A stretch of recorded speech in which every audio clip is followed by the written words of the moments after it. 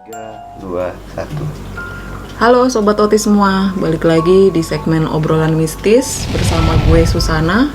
Kali ini kita bersama narasumber kita, Septi. Dia akan berbagi beberapa cerita mistisnya kepada kita semua. Septi, Oke. punya cerita apa yang bisa dibagi untuk teman-teman Otis semua? Kalau untuk cerita sendiri sih, saya pernah ada pengalaman pribadi tentang, ya bisa dibilang sebagian dari orang Jawa itu sendiri ya. Rata-rata sih kayak gitu, maksudnya sebagian. Nah, cuman ini pengalaman pribadi saya itu waktu masih saya zaman sekolah sih. Nah, ini juga banyakkan teman saya juga nih, bisa bilang teman-teman saya juga pernah ngalamin hal yang kayak gitu. Nah, saya sama anak-anak tongkrongan ngikutin hal juga kayak gitu. Nah, cuman ini dalam tanda kutipnya sih bisa dibilang kita kayak mencari sesuatu gitu loh.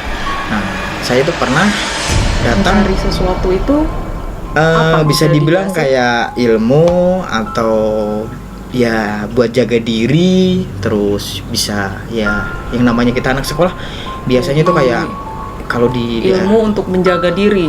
lebih tepatnya kayak gitu. Biasanya tuh buat kita kalau di anak sekolah kan, kalau saya kan dulu sekolahnya di STM kan, bisa dibilang satu sekolah tuh cowok semua. Jadi kalau seandainya apa ya, kita yang namanya kalau kita pas satu sekolah kan isinya cowok semua tuh, ya muridnya 42 lah kurang Cowok lebih. semua? Cowok semua isinya. Nah, jadi kalau kita yang namanya takut atau apa kan ya dipakai buat kalahan terus, istilahnya dipakai disuruh Jadi sering kayak berantem. gitu. Itu ya bukan sering sih, hampir tiap hari bisa Hampir dibilang kayak tiap gitu. hari berantem.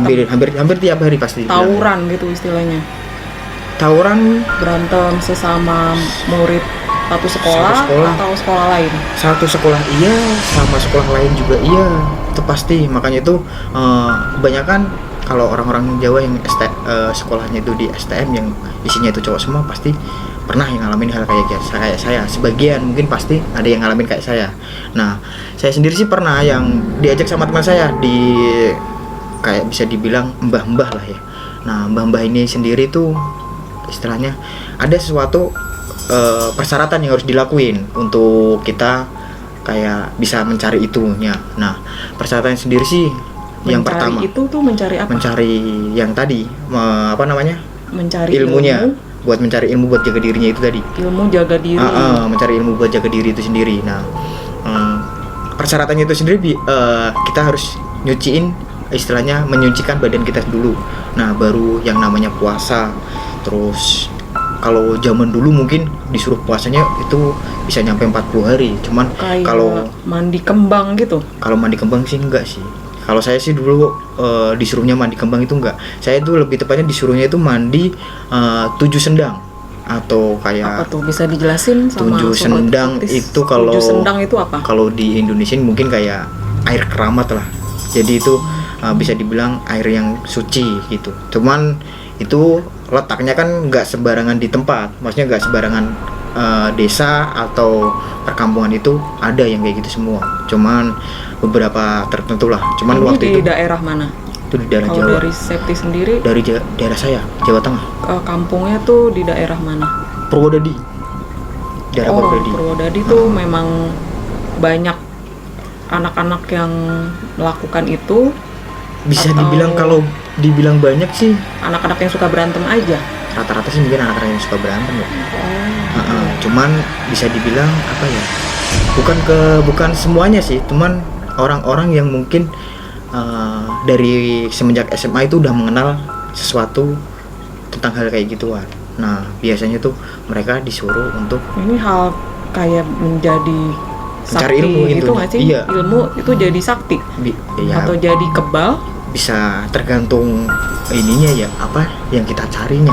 Kalau saya sih bilangnya gitu, soalnya kan yang diberitahu itu, yang dikasih tahu ke kayak saya atau teman saya itu, kita tergantung kita pengennya itu kita mencari apa, atau mencari pusaka kah, atau mencari buat jaga diri kah, atau mencari buat pengasihan kah, itu banyak tipenya. Cuman bisa dibilang kalau saya kan dulu kan hal kayak gitu, intinya saya pengen sekolah ya sekolah Kalau tenang gitu. Jadi sendiri pengennya itu untuk buat menjaga diri. Iya, buat jaga diri. Jadi Oke, coba seolah-olah nggak dijelasin banyak itu musuh. gimana sih? Maksudnya kayak Prosesnya. kalau untuk proses sendiri saya dulu persyaratan itu ada 3.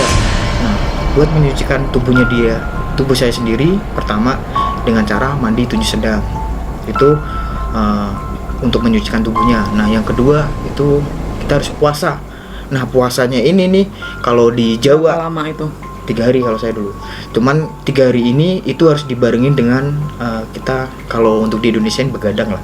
Cuman itu gak boleh tidur selama 3 hari. Itu 3 hari nggak makan minum sama sekali. Nggak makan sama minum sekali, sama sekali. Dan itu pun sama sekali full. Nggak makan minum. Nggak. Cuman tempatnya itu nggak yang kita di rumah kita sendiri nggak. Jadi kita Itu di mana? Di rumahnya Simbanya ini sendiri.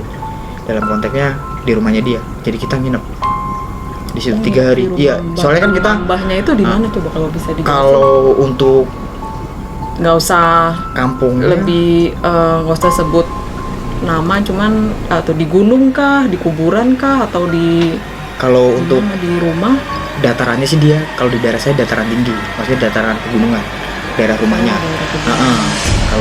Kalau mungkin ini sobat autis ada yang nonton daerah saya nih, mungkin mereka tahu dalam artian daerah pegunungan itu, soalnya saya daerah saya cuma satu doang yang emang udah dikenal lah istilahnya di sana, banyak orang yang kayak gitu maksudnya. Nah, itu sendiri saya sih disuruh itu terus puasa sama nggak boleh tidur itu selama 3 hari 3 hari berturut-turut. 3 hari 3 malam itu nggak boleh tidur. Nah, di situ saya yang pertama itu kita menyucikan badan. Nah, mandi di tempat keramat kayak gitu. Itu saya mandi 7 sendang. Yang saya alamin pas di mandi 7 sendang itu semua kan awal mula kan kita berangkat itu kan mandinya jam 12 ke atas ya. Nah, jam 12 malam. Jam 12 malam itu baru jalan dari tempat simbahnya. Itu bener-bener telanjang atau Enggak, ya masih ada pakai baju celana? sendiri semua. Tetap pakai baju. Cuman kalau pas mandinya ke sana kan kita buka baju cuman telanjang badan doang. Telanjang badan ya pakainya pakai pakaian dalam doang. Terus mandinya tuh berendam atau Cuman berendam doang. Jadi cuman kayak kita nyiram doang. Udah, maksudnya dan nyiramnya itu bukan yang kita nyiram kayak mandi biasa gitu, enggak. Itu ada hitungannya mandinya. Jadi kalau kita mandiin gini, kalau tempat saya pas mandinya itu waktu itu disuruh 7 kali. Jadi nyiram itu dari airnya air sungai atau air tergantung sendangnya. Sendangnya itu kan ada bermacam kan. Ada yang dari sumur, ada yang kayak sistemnya kayak dia air terjun. Cuman emang air terjunnya ini nih bisa dibilang kayak keramat juga lah. Istilahnya kepercayaan dari orang-orang desa situ juga. Kalau air ini ya tempatnya itu emang tempat angker kayak gitu. Nah, itu kita disuruh untuk mandi itu dari atas, pokoknya dari atas kepala sini sampai ujung kaki itu hanya 7 siraman lah. 7 siraman dan itu sendiri. Saya ke situnya itu sendiri, cuman mbahnya dia ngikut ke tempatnya enggak, cuman dia bantu saya nyampe masuk ke situnya. Dalam artian ya mungkin bisa dibilang jarak 5 sampai 10 meter kali. Jadi dia ngawasin. Iya, ngawasin. Soalnya kan dari situ kan semua mata batin atau mata apa itu lah, saya juga nggak ngerti. Itu kan kebuka semua tuh. Jadi ngelihat apapun yang ada di tempat itu semuanya kelihatan. Maksudnya yang ngelihat apapun itu apa? Sosok makhluk halus. Jadi ada entah itu. Jadi sehabis mandi 7 siraman bukan mandinya. Kita jalan masuk ke situ udah pasti langsung di istilahnya jadi kayak ngebuka aura atau mata batin iya, gitu ya. Jadi kita pas masuk aja itu udah disambut sama mereka. Yang di tengah alas dulu nih saya kasih tau, waktu itu yang bikin saya serem yang pertama tuh jadi di air terjun di hutan dia itu modelnya tuh kayak sungai mengalir, cuman airnya jernih. Nah, air sungainya ini sendiri dia itu kayak genangan teh. Jadi dari mana airnya ini nggak tahu.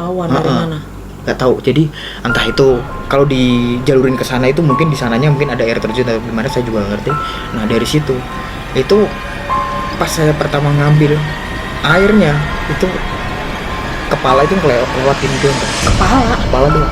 Itu asli kepala orang lewat. Iya. Lewat. Terus Septi pas ngeliat itu gimana? Ya, shock pasti, cuman karena dari awal kan saya udah diwanti-wanti kalau sampai saya kabur atau apa kan udah gagal teh. Itu udah emang harus persyaratannya kayak gitu kan. Nah itu kepala lewat, ya saya mau gak mau ya terpaksa ngambil airnya aja, itu mau gak mau. Sampai ya istilahnya saya dibilang saya cepetin iya, dibilang saya lama-lamain enggak, ya saya cepetin, saya asal ambil aja sampai 7 kali. 7 kali itu. Sampai 7 kali, sampai selesai 7 kali. Habis itu saya terus balik lagi ke menuju ke tempat sendang lain lagi. Nah yang kedua itu di mana? saya di suatu kampung, cuman ini lokasinya sih bisa dibilang sumurnya ini kalau perasaan saya ya itu masih yang sumur lama lah, lawas kayaknya, masih sumur yang benar-benar lawak. Dia masih kayak dari kayu kok. Sumurnya itu di mana lokasinya? Tapi di kampungnya Septi juga nggak jauh. Oh jauh dari Sendang satu itu. Dari Sendang satu ke Sendang lain itu jauh semua lah. Oh jauh-jauh. Jauh-jauh. Yang di Sendang kedua cuman kayak dilihatin kayak cewek cantik, terus ada cewek dia ngambang di airnya, ada yang duduk di perasaan lu sendiri gimana tuh? Iya. Waktu ngelihat saya cuman makhluk bisa dibilang kayak gimana ya, panas dingin pasti, terus rasa takut iya. Saya ngelihat, terus saya langsung lihat ke bawah. Saya nggak mau lihat dia lagi. Setelah ngelihat saya nggak mau lihat dia lagi. Mandi juga. Iya di mandi. Ini mandi. Mau nggak mau mandi. Nah 7 siraman itu 7 lagi. siraman. Nah yang kedua itu kan tadi saya di sumur tua. Nah itu dia duduk di depan saya, persis duduk di depan. Kan soal sumur kan bentuknya kotak ya teh. Nah itu kan karena bentuk kotak dari kayu. Zaman dulu kan kayu. Itu dia duduk di atas kayunya itu sendiri. Ada yang duduk di sebelah kayu, ada yang kan dia sumur banyak pepohonan kalau di kampung kan. Ada yang nungguin di pohon-pohon sambil ngeliatin kita semua. Maksudnya mereka itu ngeliatin saya semuanya. Serem banget masih. Iya. Tapi kuat ya. Dikuat-kuatin sebetulnya. Sampai 7-nya itu dikuat-kuatin semua. Alhamdulillah, bisa dibilang kok alhamdulillah ya. Ya bisa dibilang semuanya lulus. Nah, yang terakhir itu yang paling bikin serem itu yang kelima saya kalau. Iya, kelima. Sebelum saya masuk ke situ, itu udah kayak ular itu ngelilit di pohon sebelahnya. Sama kayak ular itu ular beneran atau ular makhluk? Ular halus. Kalau dibilang beneran sih enggak ya teh. Soalnya dia ini gede, seukuran manusia gedenya. Iya. Seukuran manusia. Cuman itu bisa bunuh orang nggak sih? Ya, saya juga nggak tahu ya bisa dibilang. Soalnya kalau menurut saya dia pendek kok teh. Nggak panjang banget enggak. Ularnya pendek tapi dia ukurannya tuh segede manusia. Gede banget dong ya. Sebesar kita. Sebesar pohon lebih tepatnya. Sebesar pohon. Diameternya. Iya, diameter bulannya. Tapi pendek, cuma diameternya iya. Besar. Paling ya sebesar orang. Enggak sampai 2 meter tapi dia ngelingkar di pohon. Itu ekornya doang, kepalanya ini di atas si sumur ini sendiri. Jadi kayak buat apa ya, atapnya si sumur itu sendiri, kepalanya si ular ini. Sumurnya ini di bawah, si kepalanya itu di atas sumurnya ini sendiri. Jadi dia itu kayak dipakein buat atapnya si sumur ini sendiri.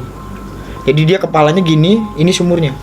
Oh jadi kayak tanda gitu ya? Oh, ini kepalanya di sumur, iya. Karena ada kepala si ular.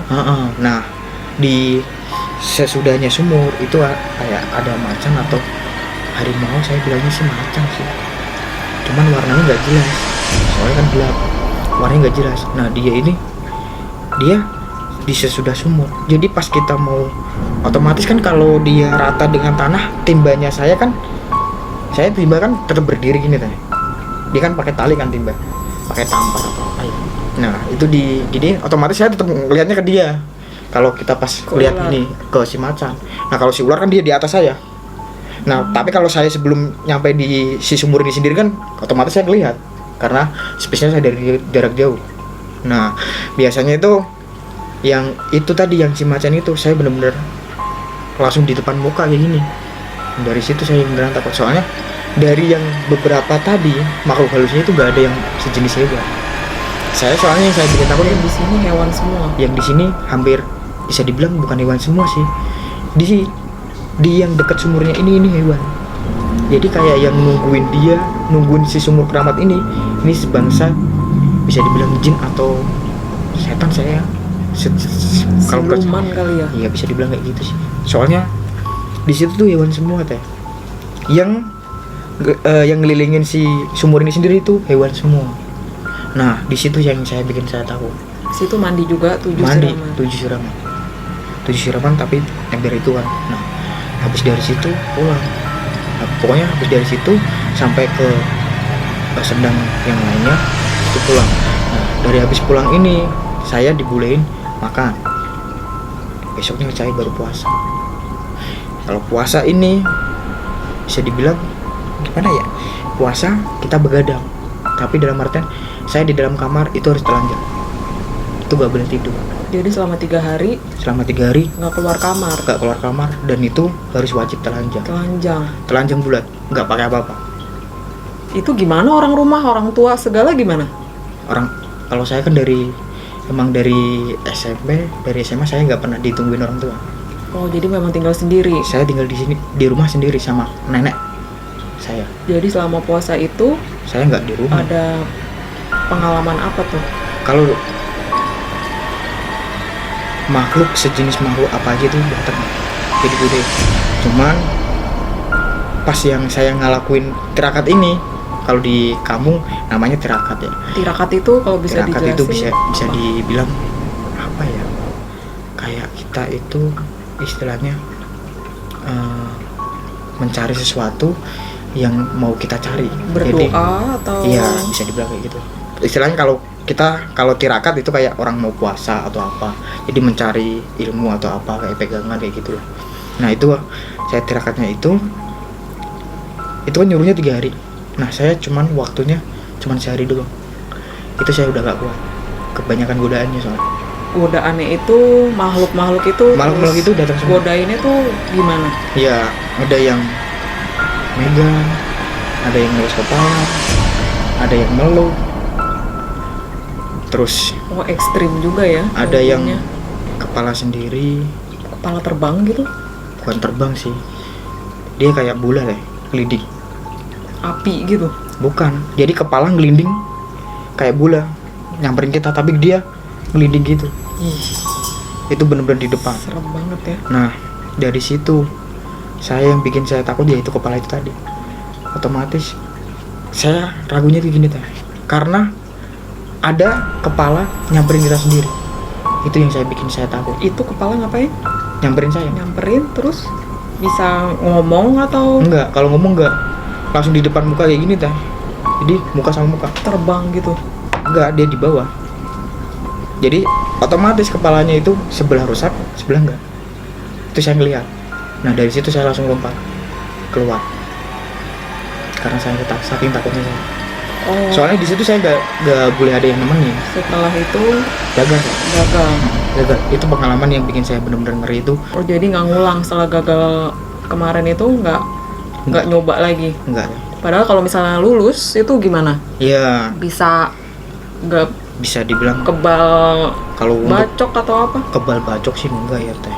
Kayak kalau saya sih bilangnya untuk menjaga diri saya. Jadi kalau ada yang nggak suka sama saya, Dari istilahnya itu bisa orang dekat jahat sendiri. gitu ya? Iya. Jadi entah Bisa itu pagar. iya buat pagerin. magerin diri saya sendiri. Jadi gagal ya. Gagal banget itu. Ya bisa dibilang itu buat pengalaman pribadi saya sendiri. Makanya itu dari situ saya udah nggak mau yang namanya hal yang kayak gitu. Tapi kalau bisa dibilang hal kayak gitu percaya, ya sangat percaya saya. Soalnya saya pernah lihat sendiri. Itu pasti ya. Jadi sobat Oti semua, ini cerita pengalaman dari sebagian orang ya di Bisa dibilang sebagian Jawa rata-rata Jawa sih itu. yang masih banyak orang tuh lakuin. Dan untuk gue sendiri sih di Jakarta ini cukup serem banget ya. Oke sobat Oti semua, jadi itu cerita dari Septi tentang pengalaman dia dalam mencari ilmu. Selanjutnya kita akan cerita berbagai kisah misteri lainnya di episode selanjutnya. Dadah. banget ya. Ya